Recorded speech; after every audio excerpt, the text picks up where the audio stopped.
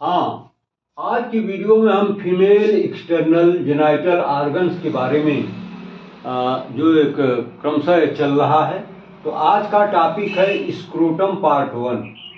जैसा कि इसके पहले आपने पेनिस वाला सब कुछ देखा है, और अब हम चर्चा करेंगे स्क्रोटम पार्ट 1। अब इसमें स्क्रोटम क्या है और इसकी लेयर्स कितनी हैं, और इसमें ब्लड सप्लाई कैसे होती है, नर्व सप्लाई कैसे होती है, लिम्फेटिक ड्रेनेज कैसे होता है, वेनस ड्रेनेज कैसे होता है, इसकी क्लिनिकल एनाटॉमी क्या है, इन तमाम बिंदुओं पर हम चर्चा करेंगे आज। तो आइए स्क्रोटम पार्ट 1 में सबसे पहले हम देखते हैं कि स्क्रोटम होता क्या है और इसके कंटेंट क्या हैं, क्या करता है, इसमें कितनी लेयर्स हैं, इसकी ब्लड सप्लाई, नर्व सप्लाई। तो आइए, स्क्रोटम क्या है? यह एक मस्कुलर बैग है जिसके अंदर testis, epididymis, lower parts of spermatic cords, यह ऐसा एक मस्कुलर बैग है जिसके अंदर क्या पाया जाता है? राइट एंड लेफ्ट टेस्टिस यानी दोनों testis, lower parts of spermatic cord और इपिडिडाइमिस। तो इन सब के बारे में हम क्रमशः पढ़ेंगे। आगे के वीडियोज में आएगा स्पर्मेटिक कार्ड क्या है, इपिडिडाइमिस क्या है, और ये लोअर पार्ट्स ऑफ ये टेस्टिस क्या है। तो ये जो इसके कंटेंट हैं इनको भी आगे हम एक एक करके आपके साथ चर्चा करना चाहेंगे। आज हम बात करेंगे सिर्फ उस थैली की, उस मस्कुलर बैग की जिसमें ये टेस्टिस, एपिडिडाइमिस और ये एक्सटर्नल ये स्पर्मेटिक कार्ड्स के लोअर पार्ट पड़े होते हैं। तो ये कई लेयर से मिलकर के इस मस्कुलर बैग का निर्माण होता है। तो इसमें एक पॉइंट दिया गया है, लेयर्स ऑफ स्क्रोटम, यानी स्क्रोटम में ये जो एक मस्कुलर बैग है जिसके अंदर टेस्टिस, एपिडिडाइमिस और lower part of spermatic cord पाए जाते हैं, और उसकी संरचना कैसे, उसकी बनावट कैसे है, कितने लेयर से मिल करके वो बनती है। तो इसमें लेयर्स ऑफ स्क्रोटम के बारे में बताया गया है कि इसमें 6 लेयर पाई जाती हैं। पहला है, अब इसको हम कैसे काउंट करेंगे, कौन पहला है कौन लास्ट है? तो फ्रॉम आउटर टू इनर, यानी बाहर की तरफ से हम काउंट करते हुए फिर इनर साइड में क्रमशः बढ़ेंगे आगे। तो जो पहला आप बाहर से देखेंगे तो वो क्या मिलेगा? स्किन। दूसरा क्या मिलेगा? डार्टोस मसल, यह क्या है? यह एक स्मूथ मसल है। और तीसरा क्या है?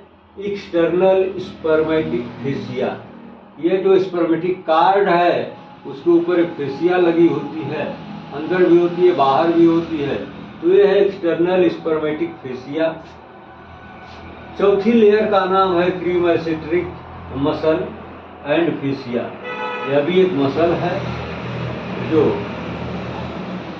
इसकी दीवारों में पाई जाती है, स्क्रोटम की दीवारों में। तो मसल और उसके साथ लगने वाली उसकी फेसिया। छठवां है इंटरनल स्पर्मेटिक फेसिया। आपने वहां देखा एक्सटर्नल स्पर्मेटिक फेसिया, यहाँ पर इंटरनल स्पर्मेटिक फेसिया। वही बता दिया गया था कि इसके दोनों तरफ फेसिया पाई जाती है, एक बाहर साइड एक अंदर साइड। 6वें नंबर पर बताया गया पेराइटल लेयर ऑफ ट्यूनिका वेजाइनैलिस, या जो सबसे लास्ट लेयर है जिसको हम नाम देते हैं पेराइटल लेयर ऑफ ट्यूनिका वेजाइनैलिस। ये ट्यूनिका वेजाइनैलिस क्या है? तो ट्यूनिका का मतलब होता है लेयर और वेजाइनैलिस का मतलब होता है नैरो शीथ लाइक स्ट्रक्चर। ठीक है, आप सोचेंगे स्क्रोटम में वेजाइना शब्द कहाँ से आ गया? जी, तो वेजाइना का मतलब ही होता है नैरो फाइब्रोमस्कुलर शीथ यानी कवरिंग। तो वही चीज यहाँ आ गया। ये स्क्रोटम की दीवारों में एक लेयर इसकी भी नैरो शीथ के रूप में पाई जाती है। तो ये है लेयर्स ऑफ स्क्रोटम। अब हम एक एक लेयर के बारे में अलग से एक्सप्लेनेशन करना चाहेंगे। उस पर चर्चा करना चाहेंगे। तो जो सबसे पहला बिंदु होगा वो होगा स्क्रोटल स्किन, यानी स्क्रोटम को बनाने वाला जो स्किन है, जो उसकी एक लेयर है ऊपर से जो आउटर मोस्ट कवरिंग है, इसके बारे में बताया गया 2 पॉइंट में, ए और बी करके। पहली इसकी क्या खासियत बताई गई कि it is thin elastic pigmented, एक पतला लचीला और coloured pigmented and presence of rugose due to adhesions with the underlying dartos muscle. इसके अंदर, यानी ये सबसे आउटर कवरिंग होता है इसकी, तो इसके अंदर ये जो मसल पाई जाती है जिसको हम नाम देते हैं डेट्रॉस मसल, तो उससे चिपका होता है। तो इस पर बहुत सारे रगोज होते हैं। रगोज का मतलब होता है रिंकल्स, झुर्रियाँ। तो ये जो स्किन है स्पर्मेटिक का, ये स्क्रोटम की, वो कैसा है, बिल्कुल ये थिन और लचीला है, पिगमेंटेड है, मतलब कहीं कलर भी है कहीं नहीं भी है, और इस पर बहुत सारी झुर्रियाँ पाई जाती हैं। और इसके अंदर क्या पाया जाता है, किसके ऊपर पाया जाता है, ये डेट्रोस मसल के ऊपर। दूसरा जो इसमें बी पॉइंट बताया गया, it bears scattered coarse hairs. इसके ऊपर क्या पाया जाता है, स्कैटर्ड कोर्स हेयर पाए जाते हैं, यानी खुरदुरे बाल इसके ऊपर जहां तहां फैले होते हैं। और numerous sebaceous and sweet glands, और इसमें बहुत सारे सिबेशियस ग्लैंड तो आप जानते हैं, ये एक ऐसी ग्लैंड है जो सीबा नाम का एकाइली सिक्रीशन सिक्रीट करती है, जो अपने रीजन में जहाँ पर ये सिक्रीशन होता है वहाँ की स्किन को ये स्मूथ बनाए रखने में, मॉइस्चर्ड बनाए रखने में इसका योगदान होता है। और दूसरा है श्वेत ग्लैंड, यानी श्वेत ग्रंथियाँ, पसीने वाली ग्रंथियाँ, pigmented cells and nerve sending. इस पर बहुत सारी नर्व सेंडिंग भी पाई जाती हैं और बहुत सारी पिगमेंटेड यानी कलर्ड सेल्स भी पाई जाती हैं। तो ये स्किन के बारे में 2 पॉइंट के माध्यम से बताया गया कि जो स्क्रोटम को बनाने वाला स्किन है, यानी उसकी आउटर मोस्ट जो लेयर है, इसकी विशेषता क्या है, it is elastic pigmented in nature, यह कलरफुल भी होता है और इलास्टिक इन नेचर भी होता है, यानी लचीलापन भी इसमें होता है। और इस पर बहुत सारी झुर्रियाँ पाई जाती हैं, क्योंकि इसके अंदर एक मसल पाई जाती है जिसको हम नाम देते हैं डेट्रॉस मसल। तो डेट्रॉस मसल का काम है कॉन्ट्रैक्शन करना, रिलैक्सेशन करना। तो मसल के वजह से जब उसमें परिवर्तन होता है तो इस पर बहुत सारी झुर्रियाँ, रगेज दिखाई देने लगते हैं। और दूसरे पॉइंट के माध्यम से बताया गया स्किन के बारे में कि इसके ऊपर बहुत सारे यहाँ वहाँ चितराए हुए बाल पाए जाते हैं जो खुरदुरा होते हैं। और क्या पाया जाता है, स्किन में ही बहुत सारी ग्लैंड्स पाई जाती हैं, जैसे sebaceous gland, sweat glands. Sebaceous gland किस लिए हैं, ताकि वहाँ पर सीबा का वो सिक्रीशन करें और वहाँ की स्किन को मॉइस्चर्ड रखें, नमी युक्त रखें। और बहुत सारी स्वेट ग्लैंड्स भी वहाँ पाई जाती हैं जिनका काम है स्वेट का सिक्रीशन करना। वहाँ पर बहुत सारी पिगमेंटेड सेल भी पाई जाती हैं और नर्व्स इंडिंग भी पाई जाती हैं, जिससे वहाँ की सेंसिटिविटी बहुत हाई ग्रेड होती है। अब दूसरी जो लेयर बताई गई वो है डार्टोस मसल। ये डार्टोस मसल के बारे में भी 2 पॉइंट के माध्यम से बताया गया कि it is the thin layer of subcutaneous involuntary muscle. Subcutaneous का मतलब होता है, सब का मतलब नीचे, कुटेनियस का मतलब स्किन, यानी ये स्किन के ठीक नीचे एक पतली लेयर के रूप में पाई जाती है ये मसल। और एक ऐसी होती है इनवॉल्यूंटरी नेचर होती है। यह मसल जो है ऐच्छिक रूप से काम नहीं करती है, ये अनैच्छिक रूप से काम करती है, यानी आपके चाहने से इस मसल में कोई मूवमेंट नहीं होगा, बल्कि इसके हिसाब से उसमें मूवमेंट होता है या कोई एक्टिविटी होती है। दूसरा पॉइंट इसके बारे में बताया गया, it is continuous with fascia of camper and स्कार्पा of the anterior abdominal wall and posterior with the fascia of Coolidge of perineum. ये क्या है, तो it is continues with continuous with fascia of camper. Camper शब्द बना है, एक शब्द होता है कैंप। कैंप का मतलब जहाँ कुछ लोग निवास करते हैं, टूरिस्ट जहाँ रुकते हैं उसको बोलते हैं कैंप। तो उसी से शब्द बना camper. It is continuous with fascia of camper and स्कार्पा of the interior abdominal वाल। ये इंटीरियर एब्डामिनल वाल की ये सब बहुत पतली मसल होती हैं, उनकी जो फेसिया होती है, ये जो डार्टोस मसल है उससे उसके कंटिन्यूटी में होती है। और क्या होता है, posterior with the fascia of Coolidge of perineum. Coolidge scientist का नाम है जिसने इसको सर्च किया था, तो उसी के नाम पर ये नाम रख दिया गया, कूलीज ऑफ पेरिनियम। तीसरा पॉइंट इसका है एक्सटर्नल स्पर्मेटिक फेसिया। ये क्या है, it is the continuation of aponeurosis of external oblique abdominis muscle. ये एक मसल है एब्डामिन की जो क्षैतिज अवस्था में पाई जाती है। इसको नाम देते हैं external oblique abdominis muscle. External का मतलब बाह्य, ऑब्लिक का मतलब तिरछा, एब्डामिनिस का मतलब रिलेटेड टू एब्डामिन। तो एब्डामिन की एक ऐसी मसल है जो ऑब्लिकली पोजीशन में पड़ी होती है। तो उसका जो अपोन्यूरोसिस होता है, अपोन्यूरोसिस क्या है, इस मसल का टेंडन जब आगे चल करके शीट लाइक स्ट्रक्चर में कन्वर्ट हो जाता है तो उसको कहते हैं अपोन्यूरोसिस। तो it is the continuation of aponeurosis of external oblique abdominis muscle.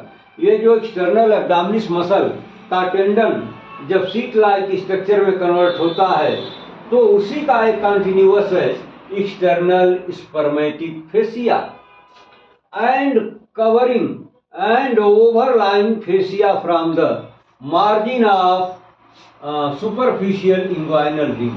और ये जो superficial inguinal ring की जो मार्जिन है उससे रिलेटेड फेसिया को ये ओवरलाइन करता है, यानी उसके ऊपर पाया जाता है।